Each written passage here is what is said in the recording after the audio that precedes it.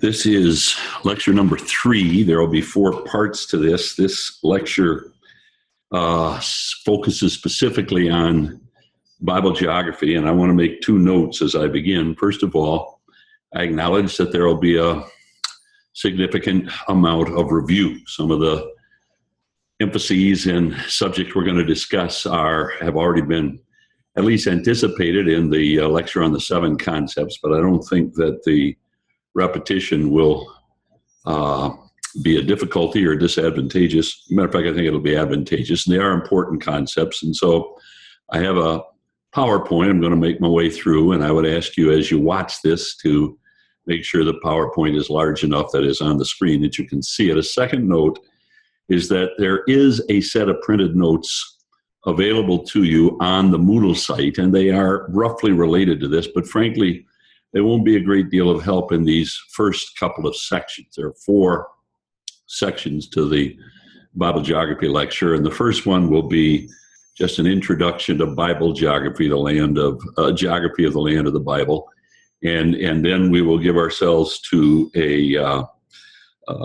what I call the location of the land, where the land of Israel sits in the broader Eastern Mediterranean world, and then the divisions of the land. Again, a lot of review, but you need to know it. Then the last 2 sections of this particular lecture, I'll take you to the notes themselves, and you'll want to download them.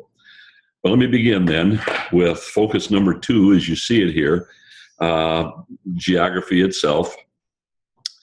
And very simply, and let me say too that I'm borrowing these notes, this PowerPoint is borrowed significantly and happily from Todd Boland. He uses this, and he allowed me to use it, and I've changed it a bit and supplemented it, but I'm much in his debt, I will say. But geography is the study of the earth, a science that describes the surface of the earth and its associated phenomenon. Includes climates, peoples, animals, products, and so on, all those elements of the relationship between a culture and the land in which it lives. So why is geography important? I trust this has begun to settle into your consciousness and you're fully persuaded of this, but I'm going to give you some quotes here. J. Carl Laney, one of the most very, very important evangelical historian of geography of our day, tremendous student of the land. I'll just read to you. Forgive me, a basic knowledge of the physical and climatic, that is having to do with the climate features of the land, is necessary for a proper intellectual understanding of the Bible's narrative. Geography, by providing this rich and decorative backdrop for the dramatic events of biblical history, heightens the sensory and emotional impact of the narrative. So certainly the narrative becomes more meaningful and more real and so on as we understand its geographical setting. But I think we can go further. Here are a couple of other quotations. First of all, Yohanan Aharoni, very, very important geographer. He says, it's not too much to say that the geographical position of this little land has always dominated its history. Now, we talked about this before. The fact that the land of Israel, often called the land between, that is between Mesopotamia on the east and Egypt on the south and west, and Europe and Armenia and so on to the north, has always dominated its history. And he says, and this is huge, in the land of the Bible, geography and history are so deeply interwoven that neither can be really understood without the help of the other in both directions.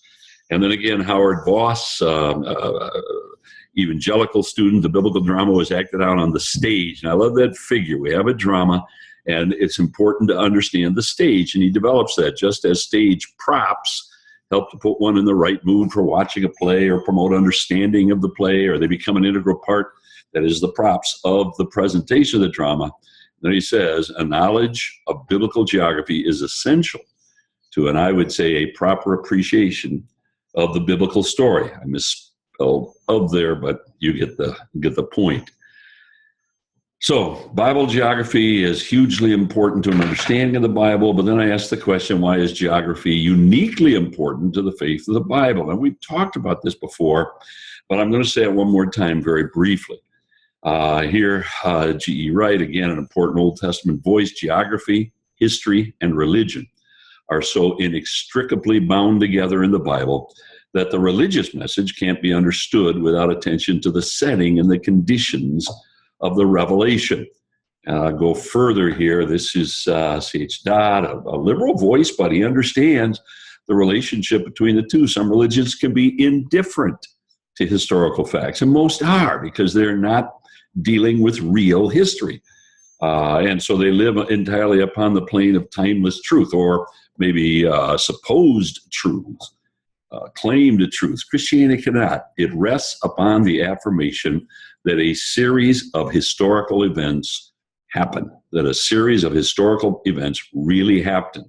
And it was in those events that God revealed himself in action for the salvation of men. Now, we've talked about this before, but it's so, I was going to say it's so neglected. It is outright denied in many quarters today.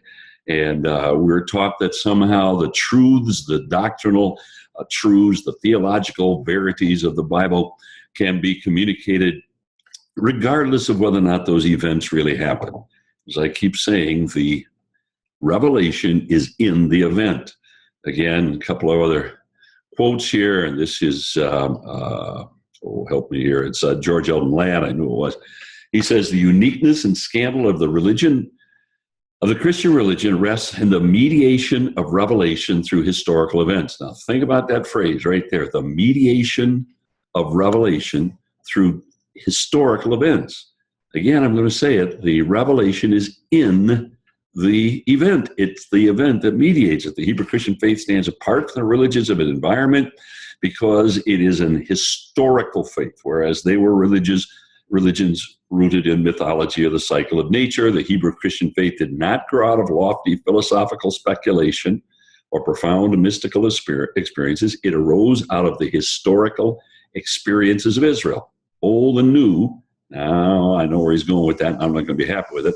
That is, I think, new. He's probably talking about the church. But the point is that the historical experiences of Israel in which God made himself known, this fact imparts to the Christian faith a specific content and objectivity, which set it apart from all pretender religions, all man-made philosophies. And so the Bible is not primarily a collection of the religious ideas of a series of great thinkers. It is not, first of all, a system of theological concepts, much less philosophical speculations.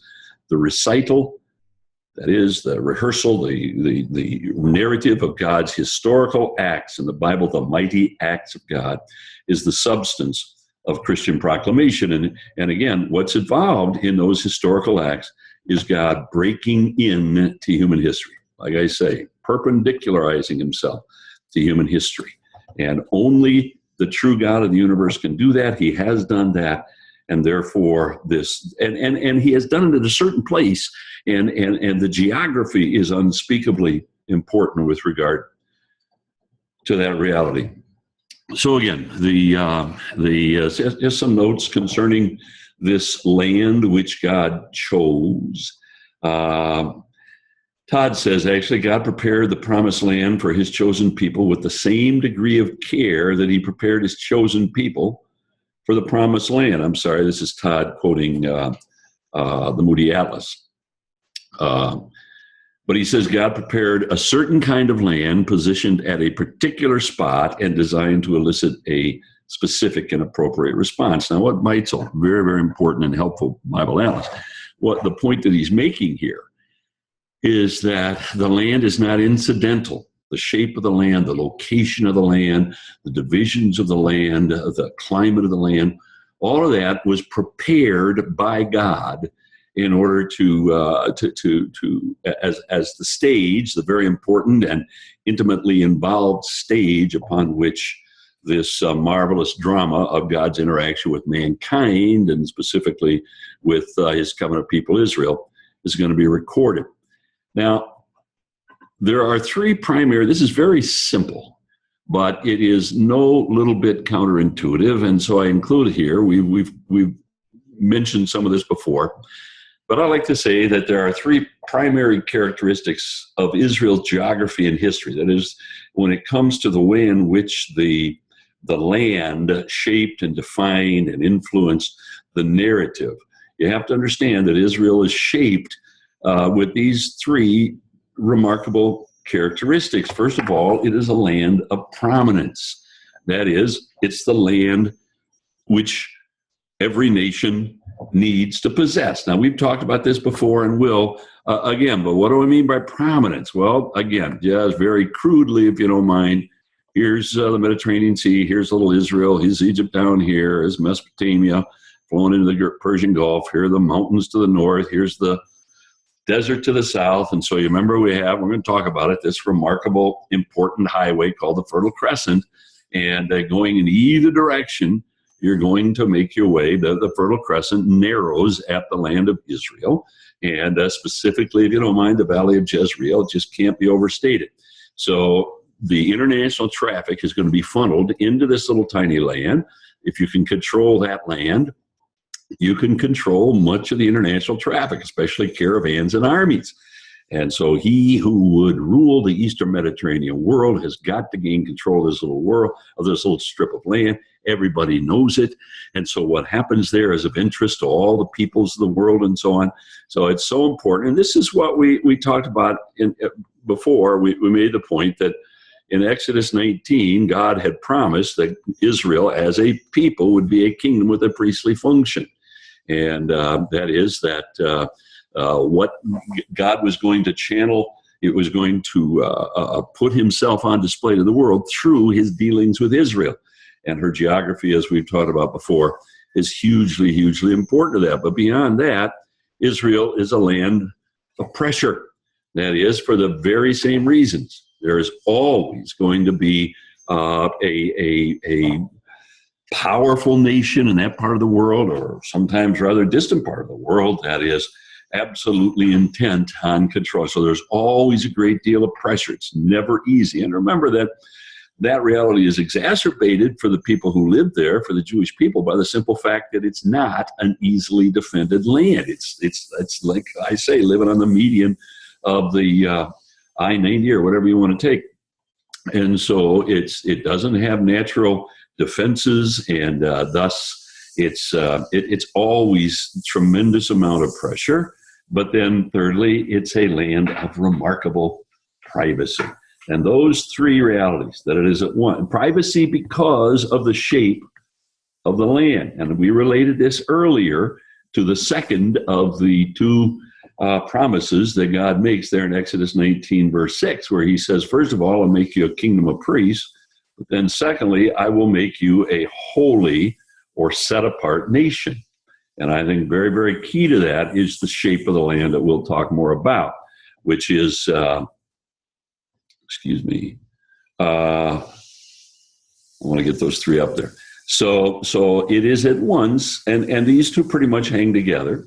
It's a land of prominence and pressure, but beyond that, it's remarkably a land of privacy, and they can live in those hills unto themselves. And I want you to be sensitive to that when we come to Israel. We'll talk much about the hill country. Actually, we'll kind of circumnavigate the hill country. We'll start on the coastal plains, and then we'll go up to the Jezreel Valley, and then we'll spend some time in Lower Galilee, and then in the Jordan Rift, and then we will make our way back out to the coast and up the Shvelah. So we'll kind of circle the entire hill country before we finally enter it on Friday of our trip. But I want you to be very conscious of this distinction and how these narrow but distinct bands of geography and climate and topography and so on so influence God's purposes. So I say again, know this. It's a land of prominence because the nations of the world are passing through pressure, because every overweening nation, powerful nation, needs to control this area, but also privacy because of that hill country where Israel could live unto itself. All right, so I say there, and this is what we've just talked about. Why did God choose this land? It is sometimes called, and I think we'll come to this, but this is Bill's favorite designation. It is the land between. And it is all of that. It's between the nations and so on. So it's often represented as a land bridge. And that's a very, very important concept. Here again is this is the dynamic, that we've talked about before. Here you have the Arabian Desert. Here you have the mountains, and Mesopotamia to the east, the Tigris and Euphrates rivers, and then of course Egypt to the south. And the Fertile Crescent is that highway here, represented by this blue arrow. And of course, this is representing, by the way, Abram's travel when he was called in Genesis 12 out of Ur of the Chaldees. We don't know for sure where it is. That's a good guess. And of course, stops at Haran for a time and then makes its way down into the promised land. And God promises, go north, go south, go east, go west, everywhere your foot lands, I'll give it to you, that land. So the point is simply that Abram is going to follow the very, very standard necessary route. He would have not been alone. He would have had a small caravan and so on. He had more than he was supposed to, of course, took some of his kin. But, well, here, Mesopotamia to the east, Egypt to the south, and there is the land between. Now, Todd makes the point, and you know what? Todd reminds us of the point that God makes very explicitly in Ezekiel, where he says, I have set you in the center of the nations with countries all around.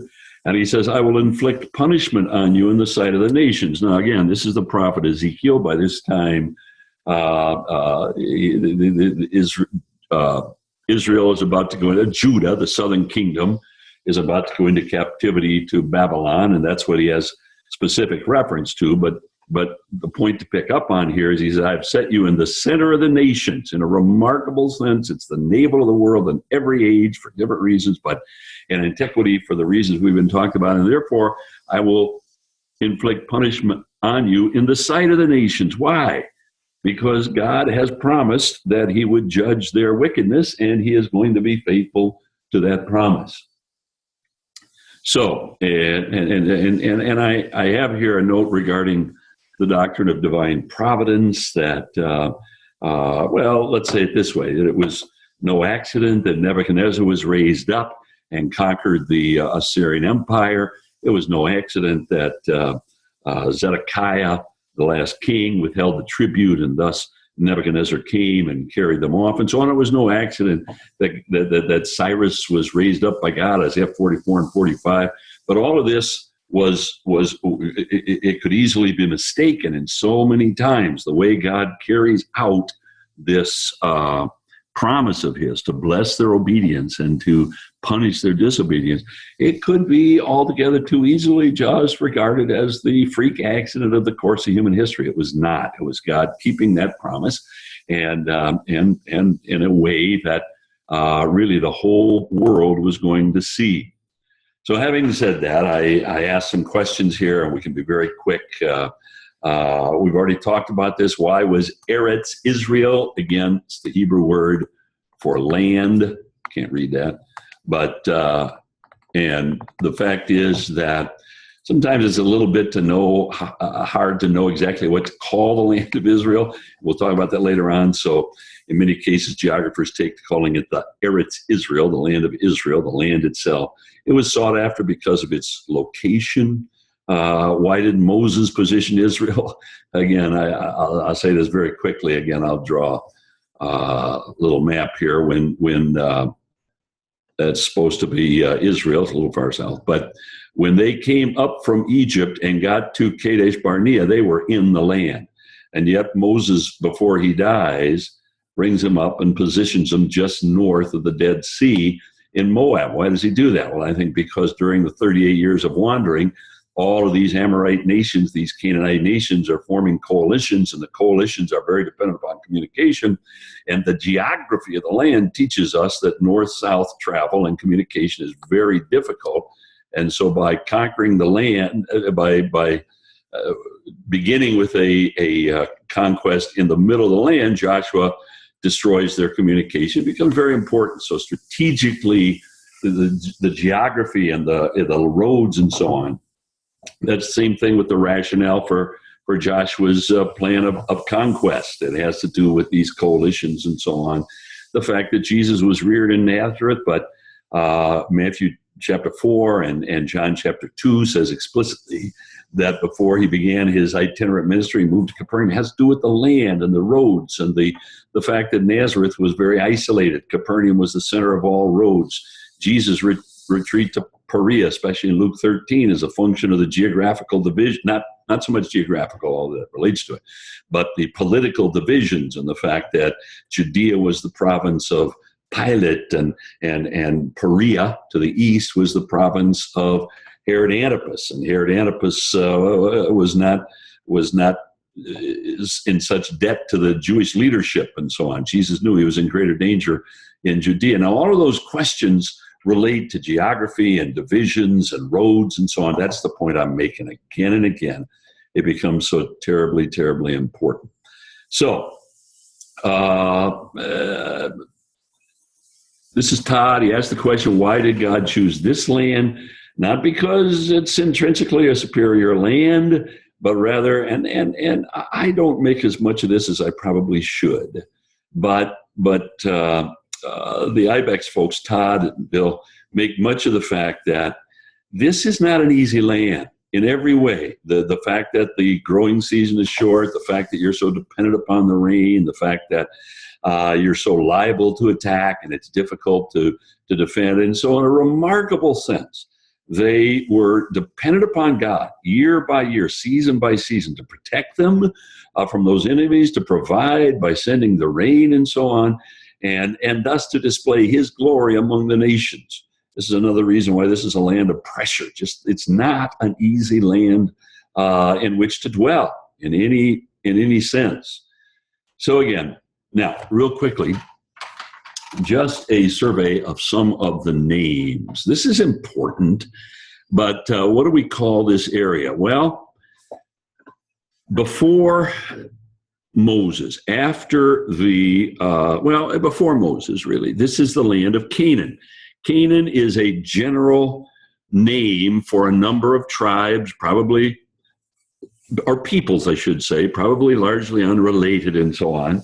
And this is a period when I say, as I keep saying, when the land is dominated by kings, and I think I made this word up, kinglets. And what I mean is just this king on this wall, with this walled city on this hill, and he's got some domain, maybe a couple 100 miles and so on. But here's another king on a different hill, and he's got a walled city, and they war and they carry on, and sometimes they make coalitions. So you have all of these people. Now God says to the Israelites, I didn't choose you because you were larger than the others. There were 7 nations larger than you. And so they seem to have been grouped in 7 ethnoi or people groups and so on. And they're often listed, the Hivites and so on, so the Jebusites.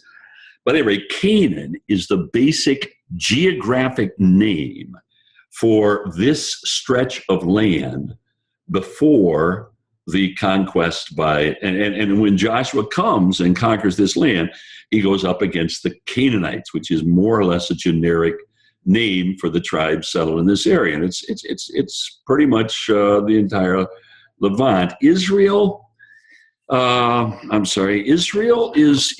the name which is going to be given this land after it is conquered by the nation. Remember, Abraham settles here, but during his period in the land, that's the period that we're going to identify as the period of the family of Abraham. They really have not become a nation in any sense. And it's only after they go down to Egypt and come out under Moses and come to Mount Sinai, and this covenant is given them, and they accept the covenant by which Yahweh becomes their king. And then, of course, he gives them their law, and then he takes them to the land, and Joshua takes them in to conquer the land. And now this land is the land of Israel. They never fully conquer it. There are various Canaanite peoples who continue to dwell, and they commit the twofold sin that God warned them against and so on. You'll marry their daughters and worship their gods and so on. But it becomes the nation of Israel. Now, here's a particularly difficult name or term. And let me talk about it very quickly. And I want you to understand this. today, the word Palestine has really, really strong and almost overarching political ramifications. It started out that way. Well, let me tell you the history of it. This land was the land of Israel. In 132, the Jews rebelled for a second great rebellion. The first one, of course, in 66 to 70, when the temple was destroyed by Titus Vespasian. But then some years later, there was a second revolt. We remember it as the Second Jewish Revolt or the Bar Kokhba Revolt. But at any rate, the Roman emperor at the time was a man named Hadrian, and Hadrian put down that revolt. And there's some discussion, quite honestly, as to whether or not the revolt happened because Hadrian was committed to paganizing the land, or if the revolt happened and as a result, Hadrian determined to paganize the land. I think it's the former. Hadrian wanted to revive, and actually because the Christian faith was exploding in his empire, and he wanted to return to Roman religion, to the pagan Roman religion. And so he had determined to pretty much paganize the land, and that including a grand a plan to make of the temple in Jerusalem a pagan shrine and give the Jews a temple somewhere else and so on. And at any rate, there was a huge revolt, and it went on for a lot of years.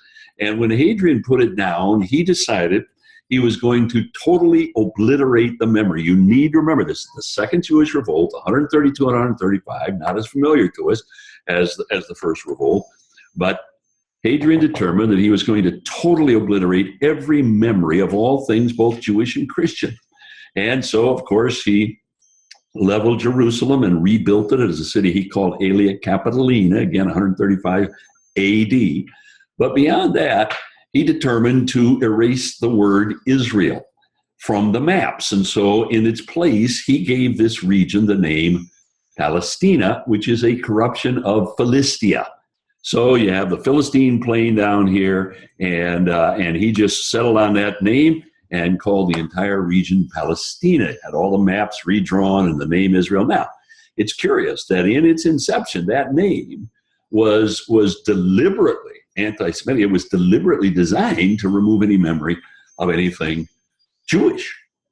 But with the passage of time, with all the passage of time from that up until the First World War and beyond, that just became the name of this region. So this entire region, this Levant, this Eastern Mediterranean, this eastern end of the Mediterranean Lake, if you don't mind, became known as Palestine, and it really was a name without any particular political or pejorative overtone. It was just Palestine. It was a geographical name, somewhat innocuous, and the world had basically forgotten that it was sourced in an attempt to obliterate the memory of all things Jewish. So at any rate, it was a fairly innocuous name.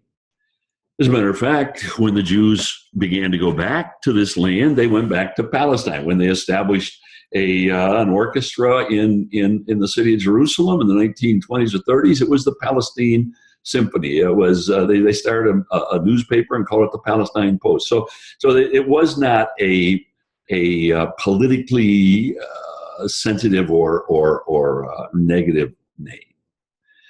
Well, fast forward. When Yasser Arafat and others began to mount this attempt to throw the Jews out of this land and to reclaim it, they invented the fiction of an ancient Palestinian people.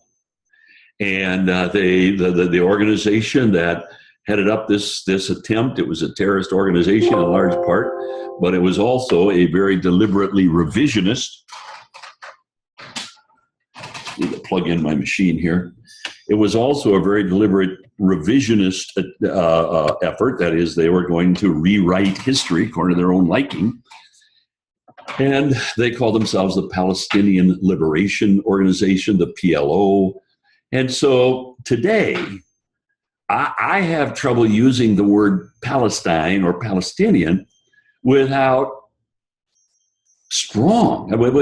hearing it as possessing strong political anti-Semitic overtones. And the Palestinian effort today is to destroy the Jewish state, the state of Israel, to wipe it off, to push it into the, and you know that there is a provisional Palestinian government, and the Israelis, in the name of perhaps effecting some rapprochement or some peace with the Arabs in the land, have begun to talk about a two-state solution, and they've given certain areas over, and those areas are given over to the Palestinians and so on. And the Palestinian even has a flag. They have provisional embassies in various countries, and they have a patch, and on the patch there is a map, and that map shows all of the Israel from the Jordan, not all of the land from the Jordan to the sea. All of it is Palestine. And it's a very deliberate point. So that is, Palestine exists to establish a homeland at the expense of and after the destruction of the state of Israel. So, and that's in their charter. And so again, without getting too deeply into all the politics and so on, Palestine is a very, very difficult word. Now, Syro-Palestine was, again, the ancient Roman Syria to the north and Palestine to the south. So that was just the old ancient Roman designation. And again, it had become fairly innocuous, but I don't think it is anymore. And so I am careful about the word Palestine, maybe more careful than most, to be honest with you. But we'll talk more about it, but just be familiar with that. The Levant is the technical geographical term for the eastern end of the Mediterranean. All that you see there in green, basically, up until you get to the east or off toward the Fertile Crescent, the Levant is basically, it's a geographical term. And it refers to the eastern Mediterranean world. Sometimes it's called the Promised Land. I think it's appropriate. I mean, again and again, it was indeed promised, sometimes called the Holy Land. It's a very common designation. There's a University of the Holy Land run by me. My name is Stephen Fahn, and our friend Joel Kramer is a student there. Now, you should know this, that these two terms, Transjordan, is the area to the east of the Jordan River.